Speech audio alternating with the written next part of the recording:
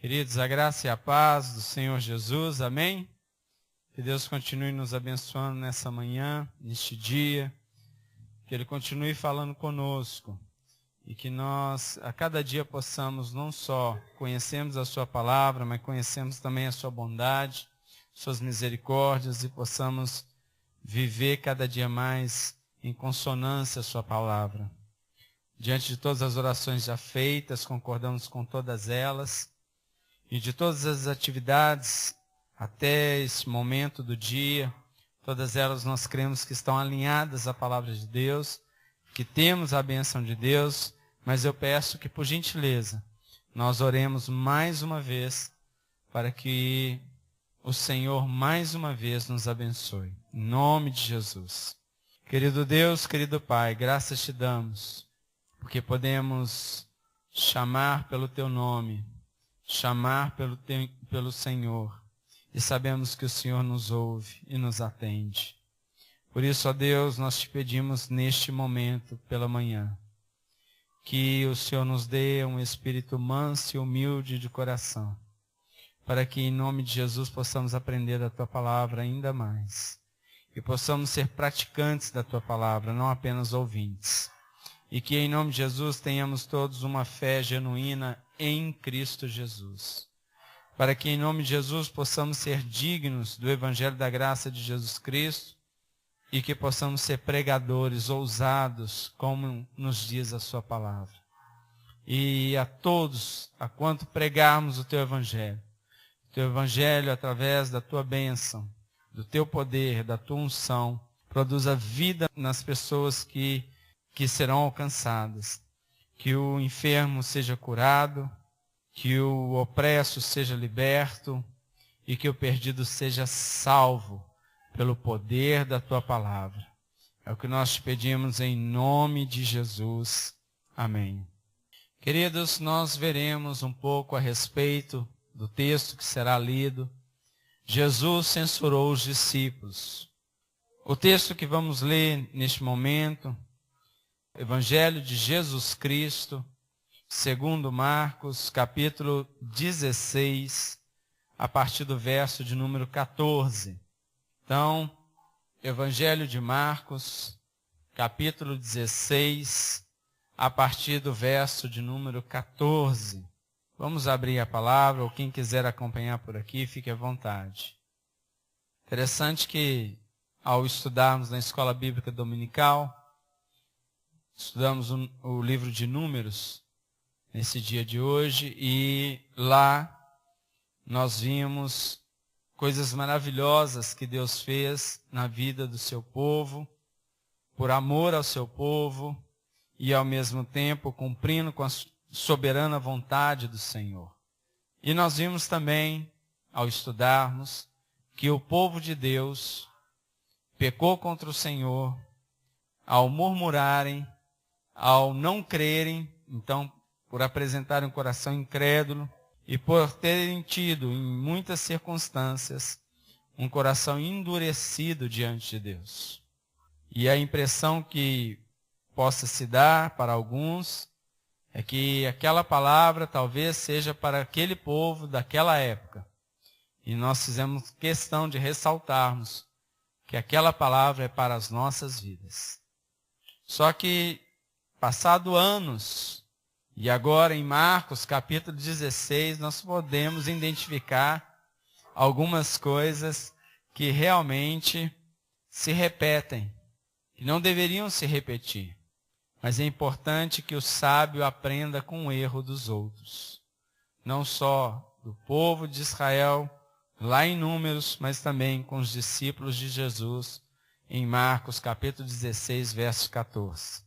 Diz assim o texto: finalmente apareceu Jesus aos 11, quando estavam à mesa, e censurou-lhes a incredulidade e dureza de coração, porque não deram crédito aos que o tinham visto já ressuscitado.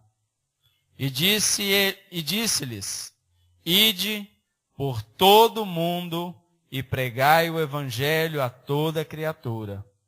Quem crer e for batizado será salvo. Quem, porém, não crer, será condenado. Estes sinais hão de acompanhar aqueles que creem. Em meu nome, expelirão demônios, falarão novas línguas, pegarão em serpentes, e se alguma coisa mortífera beberem, não lhes fará mal. Se impuserem as mãos sobre enfermos, eles ficarão curados. Amém. Essa é a palavra do Senhor.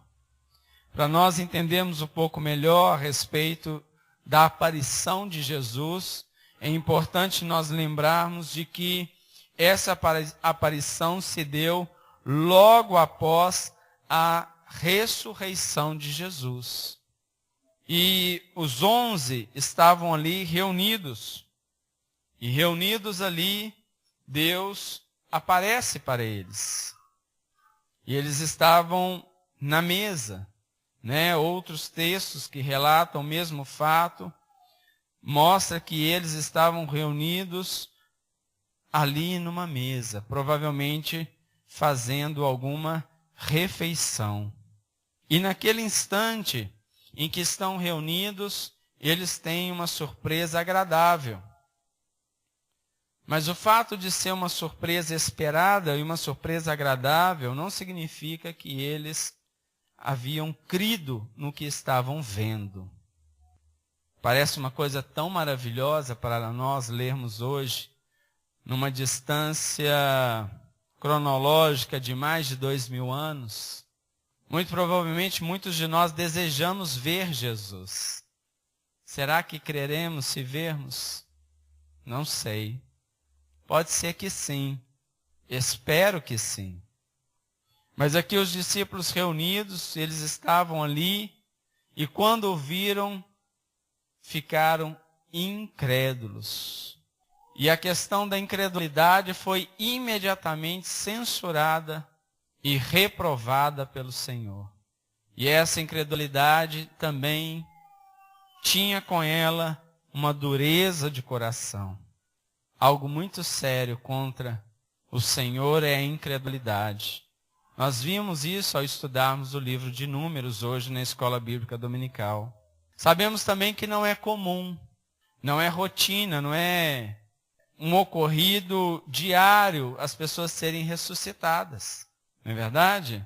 Mas também não era um fato desconhecido da parte dos discípulos. Uma vez que eles viram Jesus ressuscitando Lázaro, ressuscitando uma criança, não é verdade? Eles sabiam que era a ressurreição.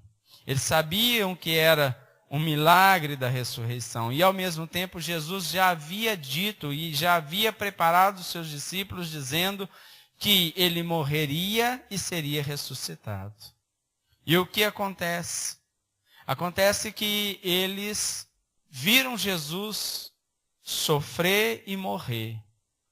E eu imagino que naquela circunstância, ou naquele momento, eles estavam muito, muito, muito abalados. Eles viram aquele homem justo, sem pecado algum, ser castigado e duramente castigado. Eu tento imaginar o medo que veio e o pavor que veio no coração e na mente daqueles discípulos de Jesus. Mas Jesus já havia advertido a respeito dos fatos. Na verdade, não mataram Jesus. Jesus se ofertou por nós. Ele é Deus. Ele é Deus. Mas o fato é que a impressão que eu tenho é que os discípulos se distraíram com as circunstâncias. E muitas vezes isso ocorre conosco nos dias de hoje. Se nós agora, neste momento, respondêssemos um questionário e as perguntas fossem: você crê em Deus? Nós responderíamos sim. Você crê na sua morte? Sim. Você crê na sua ressurreição? Sim. Você crê no seu poder? Sim. Você crê no seu milagre? Sim. E nós daremos sim a todos os relatos bíblicos que estão registrados nas Sagradas Escrituras. Mas a questão é o seguinte, eles também deram sim ao longo dessa caminhada. E eles disseram também muitos nãos. Eles renunciaram muitas coisas para estarem aos pés de Jesus. Eles abandonaram muitos deles o seu trabalho. Eles abriram mão daquele convívio social dos amigos de infância. Eles também fizeram as suas renúncias por Jesus. Mas acredito eu que eles estavam assim, bem perturbados, porque aquilo estava muito recente. E a morte de Jesus foi muito impactante. O processo de prisão, o processo de castigo, o processo de julgamento, a morte de cruz, a ameaça iminente deles também serem presos e mortos por causa de Jesus. E ali Jesus, diante deles, mas eles não creram. Será que as circunstâncias da nossa vida também têm trazido no nosso coração uma incredulidade? Nós temos um problema, sabemos mentalmente, aprendemos de que Jesus é capaz de fazer não só aquilo que precisamos, mas infinitamente mais, mas não temos crido. Verdadeiramente não temos crido muitas vezes. Mas eles deveriam crer por várias razões. Assim como nós hoje também devemos crer de forma incondicional no Senhor e na sua palavra. Primeiro, eles deveriam crer pela palavra do Senhor. A sua palavra, a sua graça nos basta. E também porque o Senhor havia prometido para todos eles, quando estava encarnado. Também devemos crer pelos testemunhos ou pelas testemunhas. Pelo testemunho por aquilo que foi dito. E pelas testemunhas porque tinham seu valor. Porque se nós voltássemos a alguns capítulos e alguns versículos, nós lembraremos que naquele domingo pela manhã, os anjos do Senhor vieram, removeram a pedra do túmulo, Jesus ressuscitou. As mulheres foram até o túmulo, confirmaram e testemunharam a ressurreição de Jesus. Chamaram 2 dos discípulos, João e Pedro, que correram até o túmulo, confirmaram que o túmulo estava vazio, que Jesus havia ressuscitado. E tais homens e tais mulheres haviam dito para todo o grupo, testemunhando daquilo que Deus havia feito. E ainda assim, quando eles estavam reunidos e na presença do Senhor, eles não creram. Por que será que hoje ainda não cremos em determinadas coisas? Será que Jesus precisa aparecer para cada um de nós para passarmos a crer nele? Ou para vencermos as nossas dificuldades dia após dia? A incredulidade se opõe à fé. Isso é fundamental nós sabermos. Se queremos agradar a Deus, pois sem fé é impossível agradar a Deus. A incredulidade se opõe à fé. Sendo assim, a incredulidade desagrada a Deus. E nós não estamos falando de uma fé cega. Não cremos cegamente no Senhor. Nós estamos falando de uma fé com evidências. Evidências históricas. Evidências testemunhais. Evidências vividas. Evidências oculares. Pois o Senhor tem operado até os dias de hoje. E não tem operado mais devido à nossa incredulidade. Que o Senhor nos perdoe. Que o Senhor nos cure e nos liberte da nossa incredulidade. Porque essa incredulidade, ela é nada mais, nada menos que a manifestação da dureza do nosso coração diante do Senhor.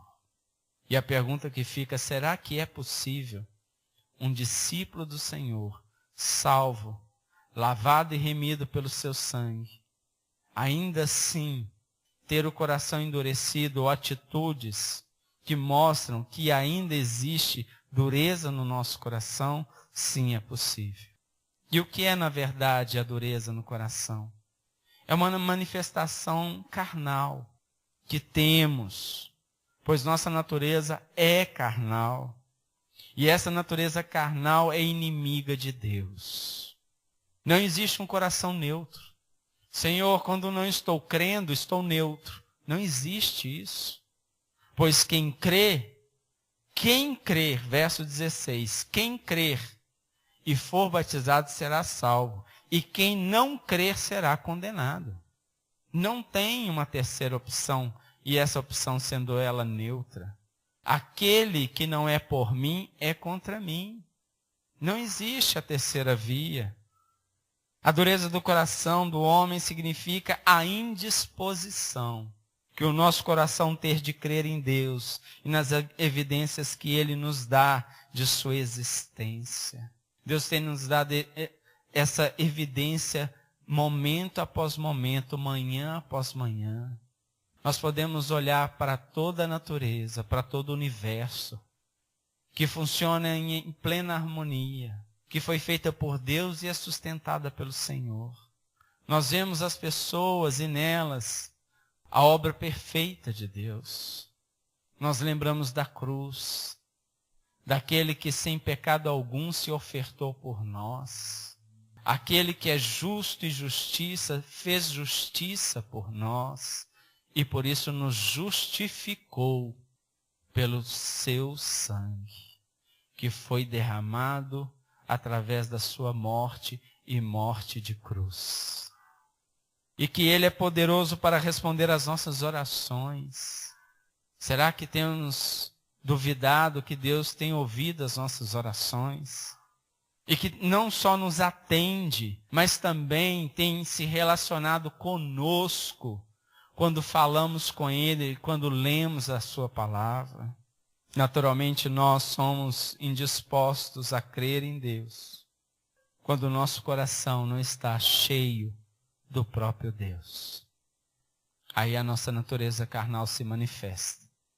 E ao se manifestar, ela se rebela contra Deus. É isso que a Bíblia diz de dureza de coração. Quando nós nos rebelamos contra Deus. Quando nós o negamos.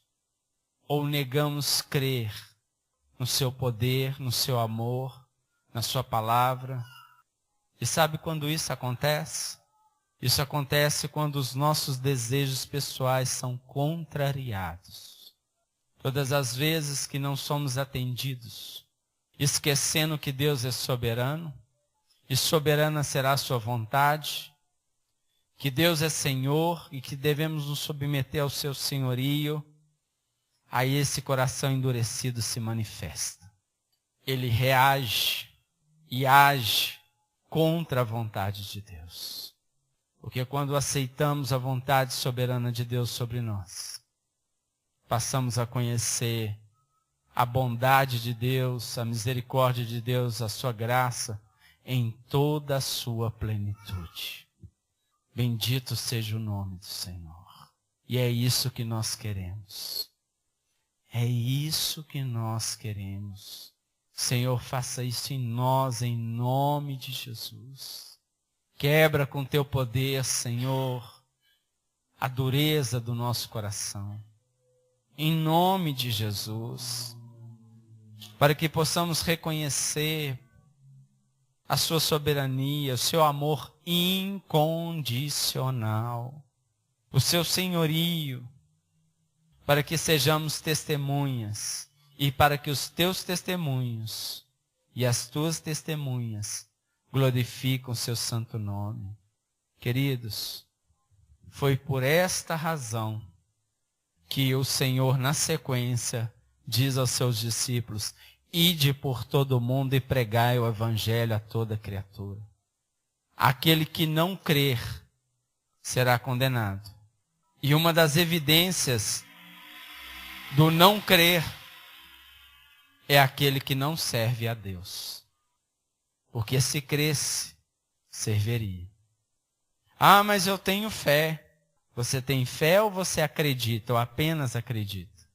Porque fé sem obras é morta, é nada.